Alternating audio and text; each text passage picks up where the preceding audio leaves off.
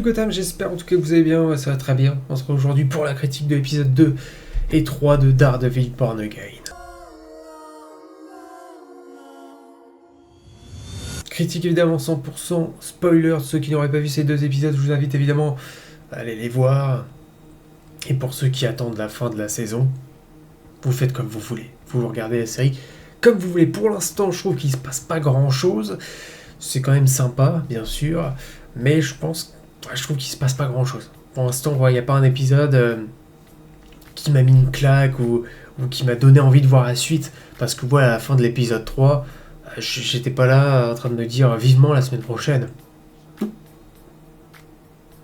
À part que si, vivement aussi la semaine prochaine, parce que j'ai hâte de voir Jessica Jones, voilà, mais sur le côté intrigue, je suis pas en train de me dire vivement la semaine prochaine.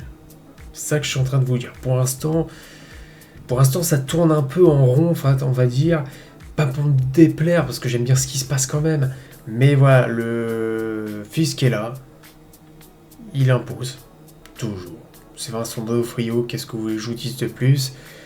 Toujours aussi menaçant. Contrôle la ville. Il fait pression sur tout le monde. Il y a une scène avec Daniel qui est très cool. Voilà, où ça se passe dans son bureau. C'est ça que j'aime avec le perso, avec le Caïd, hein, c'est qu'à chaque fois qu'il y a un personnage qui se retrouve seul dans une pièce avec lui, j'ai peur. J'ai peur pour le perso. J'ai peur pour le perso qui se retrouve avec Fisk. Parce que à n'importe quel moment, t'as Fisk avec ses mains là, il peut te prendre comme ça, il peut te le plaquer contre le bureau, il peut te le tuer. Et j'avais peur pour Daniel. J'aime bien Daniel. Il est sympa, il est gentil. Fait pas confiance à la bonne personne non plus parce qu'il travaille pour Fisk. Il a peur de Fisk. Et à un moment, cette scène dans le bureau, j'avais peur pour lui, mais il a donné la bonne réponse.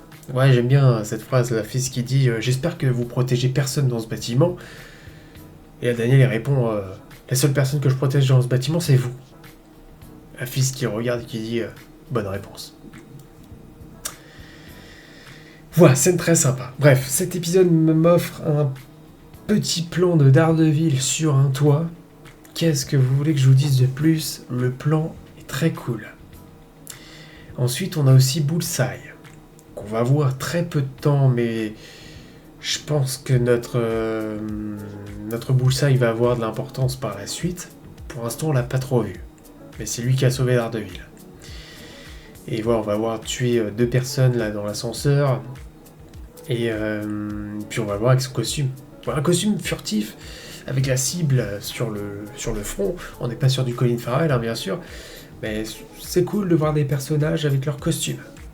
C'est con, mais on est dans un univers super-héroïque. Les costumes font partie d'un univers super-héroïque. J'essaie de tacler personne. On n'a pas vu la série Lanterns encore, mais pour l'instant, le trailer je suis pas là pour parler de Lanterns. Bref.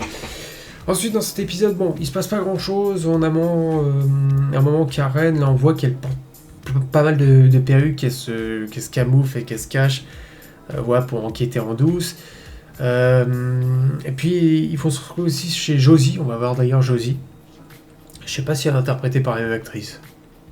Je l'ai pas reconnue, ou c'est peut-être elle, hein, mais bon, j'ai pas prêté attention au personnage de Josie, mais c'est quand même là où Foggy, Matt et Karen prenaient leur petit verre le soir. Ça me rappelle évidemment la série Daredevil où j'aimais bien suivre ce trio, j'aimais bien ces petits moments sympas où Foggy détendait l'atmosphère. Puis les revoir chez Josie, hein, où le bar est complètement... il est fermé, il est délabré. On va voir la milice de Fisk, en fait l'unité, qui va être là. J'ai pas compris comment ils se sont fait retrouver. Je sais pas comment ils les ont retrouvés. Parce que c'est perdu chez Josie. Ou alors Fisk connaît que Matt va aller chez Josie avant, je sais pas. J'ai pas trop compris comment ils ont pu retrouver Matt ici, mais bon. Ça va nous offrir un petit combat sympa, on va y revenir. D'abord, je voulais aussi parler du personnage de White Tiger, enfin plutôt sa fille Mia, je crois qu'elle s'appelle. On va la voir donc à un moment donné, pareil. Donc, l'unité de Fisk va arriver, enfin les agents de Fisk vont arriver pour arrêter sa tante, je crois que c'est sa tante qui refuse d'obtempérer. Et donc va être emmené dans la prison où tout le monde est enfermé. D'ailleurs, la prison, on va la revoir. Il y a une question que j'étais en train de me poser, ça c'est plus dans l'épisode 3, mais bon, là je mélange un peu les deux épisodes. Où est passé Frank ? De mémoire, si je dis pas de conneries, je croyais que Frank a été enfermé avec Swordman dans la prison, ou alors il y a eu peut-être un bond dans le temps, parce que c'est vrai que Daredevil, il a le costume noir. Donc en même temps, qu'est-ce qu'il faut avec le costume noir aussi, on ne sait pas. Bon voilà, il va peut-être avoir un flashback, je ne sais pas, quelque chose. Où on va arriver donc au combat aussi dans le bar de Josie. À un moment donné, ça se passe aussi dans un appartement. Alors ça, c'est peut-être... Parce que j'ai enchaîné les 2 épisodes, donc là, je sais plus dans quel épisode ça se passe. Mais il y a une scène de combat très sympa. On voit entre Daredevil et puis les agents de Fisk. Un Daredevil très acrobate, qui va nous lâcher Matt Murdock va nous lâcher un petit sourire à un moment donné. Mais ça, vous voyez dans le trailer. Je trouve ça sympa, ça détend un peu. Faut pas dénaturer le perso non plus, hein. Daredevil ça reste sombre, mais voilà, on sent qu'il lâche quand même ses coups. Enfin, on va dire que il envoie quoi. Il est pas sur la retenue, il lâche quand même les coups. Bref, ça c'est l'épisode 2. Ah oui, on va apprendre aussi que le mec, c'est pas un mec, qui se fait passer pour Fisk sous un aspect caricatural que je trouve très cool. Ça, je dois avouer, j'aime bien l'idée. De se foutre de la gueule de Fisk, parce que ça évidemment c'est ce que tout politicien peut amener à avoir une fois que t'es maire, président ou n'importe quoi d'autre. Et on savait que c'était Bibi, évidemment, Bibi qui fréquente notamment Daniel, donc c'est de là où elle apprend toutes ses sources. Daniel, je pense, il s'en doute, enfin c'est pas qu'il s'en doute, mais à un moment donné il va parler à Bibi, il va lui dire c'est toi qui fais ça, et Bibi va lui dire non, pas du tout. Voilà, tu sais très bien que j'ai arrêté tout ça. C'est très bien réussi cette idée de se foutre de la gueule de Fisk. Ça va avoir toute son importance parce que Fisk a horreur qu'on se foute de sa gueule. Voilà. Il est menaçant, on voit qu'il s'entraîne aussi, Fisk, il s'entraîne à la boxe parce qu'il y a un combat de boxe qui va être organisé. Alors ça, j'imagine qu'on va le voir un peu plus tard. Parce que ça, on le voyait dans le trailer, à un moment donné, Fisk qui était assez musclé, il donnait des coups. Il va d'ailleurs envoyer son entraîneur dans le miroir. Il va le tuer. Mais d'une pulsion, mais c'est du Fisk. C'est du Fisk, de toute façon on le reconnaît, mais avec une pulsion, une énergie, il va le prendre comme ça, il va le défoncer sa gueule. Il faut le dire, il faut dire les termes, et c'est vrai que c'était violent. J'attends d'en voir un peu plus sur le côté violent, parce qu'apparemment Vincent D'Onofrio nous aurait promis une scène bien plus impressionnante que le final de la saison 3 de Daredevil. Je doute. J'en doute. Enfin, j'en doute. Peut-être, j'espère. Mais avec une telle intensité, je ne sais pas. L'épisode 3 nous fait un petit hommage, on va dire, entre guillemets, parce qu'on a un espèce de plan séquence. Et ça, on le sait, dans la série Daredevil, les plans séquences, ça faisait partie de l'ADN de la série.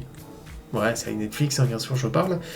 Notamment le plan séquence dans la saison 1, celui dans la saison 2 où il descend les escaliers. J'avais bien aimé celui-là aussi.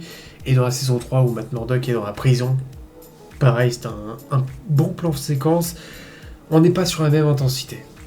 Moi je vous le dis, je trouve que Born Again est sympa, mais en dessous de la série Netflix pour l'instant, c'est très dur. C'est très dur d'égaliser, voire d'être au-dessus. Je pense que c'est même pas possible. Parce que la série Netflix a mis la barre tellement haut, qu'arriver à ce niveau... Voilà, c'est pourquoi je trouve que Born Again, elle peut un peu plus se démarquer sur l'aspect un peu plus fantastique, on va dire, science-fiction du personnage, le côté acrobatique, un peu moins réaliste avec Daredevil. Et étant donné qu'elle est pleinement intégrée dans l'MCU, on peut aller très loin. Voilà. Ce que la série Netflix c'était plus terre à terre, mais c'était l'écriture, c'était le scénario, c'était la mise en scène et l'intensité que les scènes pouvaient avoir. Ça va être compliqué. Bref, dans cet épisode 3, on a la prison. Ouais, c'est ça que je voulais parler d'abord, c'est donc cette prison où on retrouve Jack Dukens, donc Swordman, qui est qui est dans cette prison et qui est sur le point d'être jugé. Donc voilà, durant le jugement, on voit que Fisk est encore derrière les choses, parce qu'on laisse même pas la parole à son avocate. Son avocate, j'ai oublié son nom, c'est elle qui était avec Matt. Voilà. Et on a Heather, qui est aussi dans le public. Donc elle, on voit qu'elle est toujours très proche des Fisk. Parce que voilà, on la voit à une soirée avec Vanessa notamment. Il y a Fisk qui est aussi là. Et on va avoir ce rapprochement entre Heather et Buck. Donc Buck, c'est un peu le Wesley, le nouveau Wesley de Fisk. J'aime bien le perso, pour l'instant. Il y a une petite classe à la Wesley, je ressens le Wesley. Étant donné que Wesley est mort, on peut plus faire grand chose pour lui. Mais voilà, ils vont s'installer tous les deux et qui vont un peu analyser la situation. Enfin, c'est surtout Heather qui arrive à analyser. Il y a ce côté très psychologique avec Heather. Mais bon, il y a Buck qui lui va dire il y a le roi qui est devant, donc le Caïd, la femme du roi, donc Vanessa qui est toujours imposante. Vanessa d'ailleurs va parler à Fisk à un moment donné, je crois que c'était dans l'épisode 2, où elle en a un peu marre. Enfin, un peu marre. Elle a envie de s'émanciper un peu, partir avec Fisk très loin, quitter New York. Je pense que ça n'arrivera pas. Voilà, le Caïd est attaché à New York. On le sait. Il nous l'a dit. De toute façon, dans la saison 1, enfin, il parlait d'Hell's Kitchen, mais Hell's Kitchen coule dans ses veines. Et ça... Il quittera pas New York. Donc, qu'est-ce qui peut se passer? Je me dis que Vanessa va peut-être crever. Possible. Je pense. Ça donnerait quelque chose de plus tragique au perso. Étant donné qu'elle a failli mourir dans la saison 3, que le Caïd a failli crever aussi dans la saison 1 de Born Again. Étant donné que Matt s'est interposé pour sauver la vie à Wilson. Et ouais, je me dis que Vanessa peut potentiellement mourir. On verra. Bref, le procès va mener à rien. Jack Dukens va être condamné. Il va revenir dans la prison donc, qui se trouve sur les quais, où c'est un endroit qui n'est pas référencé sur les cartes.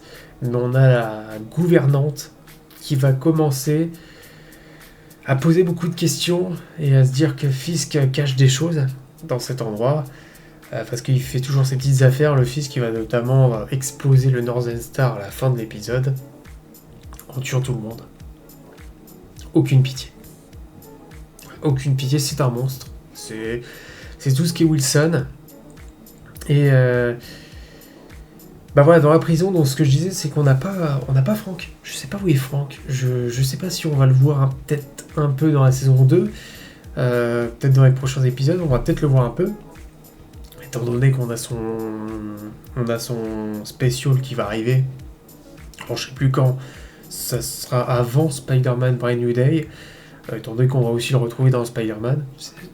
C'est quand même quelque chose de fou de se dire on va retrouver le Punisher dans Spider-Man.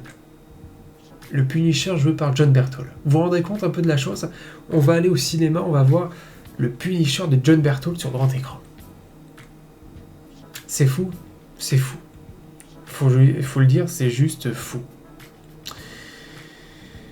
Voilà, donc on a un plan séquence, ça j'ai dit, avec Daredevil, voilà, qui combat à droite et à gauche et qui donne des coups, c'est très cool. Voilà, c'est très sympa. Et à un moment, il va menacer aussi un des agents de Fisk, mais apparemment cet agent serait un peu infiltré. Bon, enfin, il n'est pas vraiment avec Fisk, mais il s'est infiltré justement pour pouvoir aider Daredevil et Karen. On verra par la suite ce que ça peut donner. Et à un moment donné, on a Daredevil qui se la joue Batman. Ça m'a fait plaisir. Ça me rappelle aussi l'époque de Green Arrow aussi, cette histoire-là. Où Daredevil est dans l'ombre. Et il a convoqué justement l'avocate. Ouais, j'ai oublié son nom, de toute façon. J'ai oublié son nom. Et là, il est près d'une fenêtre, mais en mode Batman. Et il utilise, je sais pas si c'est lui qui fait sa voix ou est-ce que il a pris un modificateur de voix. Il prend une grosse voix. Il se la joue Batman, je ne m'y attendais pas, mais à vrai dire, ça peut aller bien avec le perso parce que c'est Daredevil. j'ai envie de dire pourquoi pas. Pourquoi pas. Bref, fin de l'épisode, le Northern Star explose, et puis voilà, Daredevil entend, ce qu'il y a avec Karen, ils ont libéré tout le monde, ils ont libéré notamment la tante de Mia, il y a Mia qui est là d'ailleurs. J'imagine qu'elle deviendra White Tiger avec le temps. Heather, j'étais en train de me poser une question, c'est qu'à un moment donné, elle prend le masque de Muse, étant donné qu'elle a un certain traumatisme avec Muse, peut-être devenir Muse. Alors je sais pas si c'est possible, je sais pas si ça existe dans les comics, mais en fait la manière dont le personnage a l'air d'être traumatisé, je me dis, elle va utiliser son traumatisme pour devenir Muse. Enfin voilà, elle va trouver une espèce de force et se dire, je vais devenir Muse, comme ça je vais combattre un peu mon traumatisme, je sais pas, c'est pas impossible. Bref, fin de l'épisode. Ouais, dans l'ensemble il s'est pas passé grand chose, la fin de l'épisode 3 et j'étais pas en mode choqué de ce que je viens de voir. J'ai hâte de voir la suite. Pas spécialement, mais c'est sympa. On va dire quand même. Évidemment que j'ai envie de voir la suite parce que ça reste Daredevil. J'ai hâte de voir comment il va déjouer Fisk. Parce que Fisk ne sera plus maire. À la fin de la saison 2, il ne sera plus maire. Étant donné que Spider-Man a les clés de la ville, je pense que c'est terminé. J'espère aussi voir un petit flashback sur le fait de pourquoi Daredevil a le costume noir. Pourquoi avoir mis le D sur le torse. Voilà, j'aime bien avoir quelques explications. Voilà, donc pour la fin de l'épisode, j'ai hâte de voir Jessica Jones. Je vous le dis, j'ai hâte de la voir, j'ai hâte de voir le duo avec Daredevil, parce que c'est un duo qui marchait très bien avant, quand ils avaient vu notamment dans The Defenders, hein, bien sûr. C'était un duo qui marchait plutôt bien, j'aimais bien.